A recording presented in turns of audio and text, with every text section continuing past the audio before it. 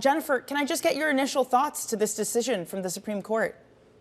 Well, I would agree with Senator Schumer that this is a big victory for American consumers, but I would argue from a legal perspective that it's an even bigger victory for the U.S. Constitution, because what this is basically saying is the court is acknowledging that the Constitution gives to the Congress, not to the president, the power to impose tariffs. And so this ruling is saying that the president cannot use this IEEPA statute that doesn't even have the word tariff or duty in it to somehow turn it into a tariff statute.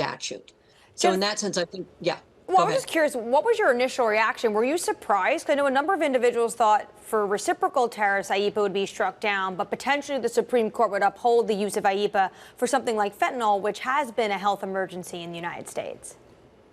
Actually, I was not surprised. Now I will confess that I have been, on taking that view for a long time. But I think the court's opinion is quite clear, and it's a straight up, analysis of the law. Again, it starts with the Congress alone has the power to impose tariffs. And so the question before the court was whether IEEPA hands over, delegates that authority to the president. And the court looked at the statute and came to the unequivocal conclusion that the answer is no. The statute itself does not contain the word tariff or duty. It says nothing about how you would determine how much tariffs on what. So I am actually not surprised, and I think this is the better of the opinions, the roads that the court could have gone down. This is the clean, clear, constitutional road that the court chose.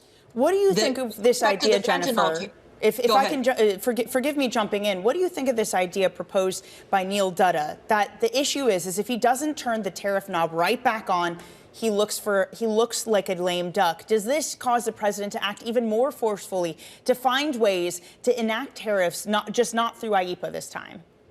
It might. I think the answer to that question is really going to depend on how all of the trading partners that have now agreements, frameworks, shapes of an agreement, whether they come back and say, okay, look, the whole basis for our negotiating these agreements was to get out from under the IEEPA tariffs. And if there are no IEEPA tariffs, then we're not going to move forward with these agreements. If countries are signaling that, then the president may very well invoke Section 122. And I would say that is the only statute that would allow the president to impose tariffs on all countries, all goods, Again, every other option before the president would require that the tariffs be either country-specific, following an investigation, such as under Section 301, or product-specific, following, again, another investigation under Section 232, indicating that there's a national security threat with respect to those particular tariffs. So in that sense, again, I think the decision about whether or not